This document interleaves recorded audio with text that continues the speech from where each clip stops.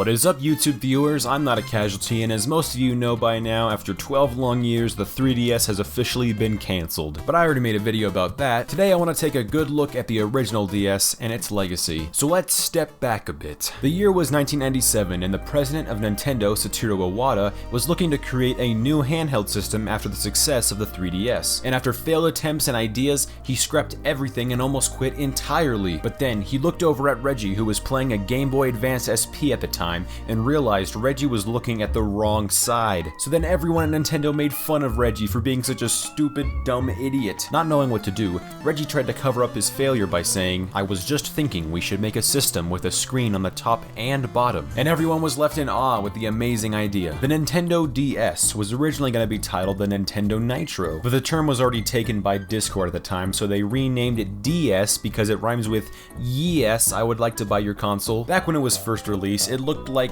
this. I don't even look at this fat thing. What are these shapes here? Why does it curve like that? It's dumb. Handheld, more like hand hurts from holding this thing. Reggie knew that this big bulky piece of crap just wasn't gonna cut it, so he cut it in half. The DS Lite was released, and just like the Game Boy Lite, it had a backlit screen. And what an upgrade. In just 2 years, they went from this fat joke to this sleek, sexy design. This is what I had. In matter of fact, this is what everyone had. I never knew nor saw a single person that played on the original thing. And on top of that, in the original one, the stylus wasn't on the side, it was on the back. What a stupid place for the stylus. I'm glad that they moved it to the side and never put it back on top for a future handheld.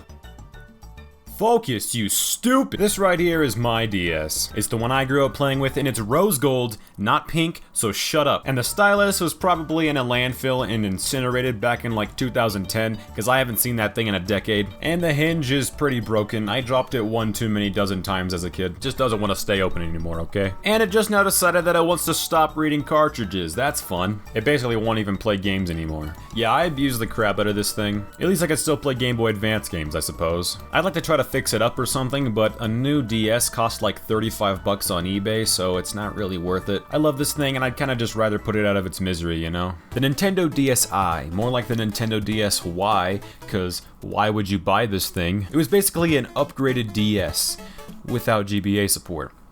It was basically a downgraded DS. Nintendo was going for a more casual, general audience at the time, and they added a camera so every 11-year-old girl would die for this thing. See, this was a time before phone cameras, so having a small device that can take fun pictures was just super awesome. Plus it had Flipnote Studio, so, you know, plus 10 points. The DSi also had an XL version, which should stand for extra lame, cause I didn't have one. Let's talk games. Super Mario 64 DS was a sequel to Super Mario 64 that featured Wario alongside Mario and Luigi. And no one else. That was it. We also got a super cool game called Brain Age, which people used to speed up the aging of your brain, and it would actually stunt growth, which is why it was banned in 42 countries. Then you have the Mario and Luigi games, which were the best RPGs, and nothing else came close to even passing their success, which is why they went on to be loved by millions and are still being made to this day. And yeah, anyways, that's about it for games. I mean, the rest were just Nintendogs and Lego games, so yeah. In conclusion, the Nintendo DS was the best, and I really hope they make some other handheld and not just stick with the Switch, because that would be really lame. Like the subscribe button, peace out.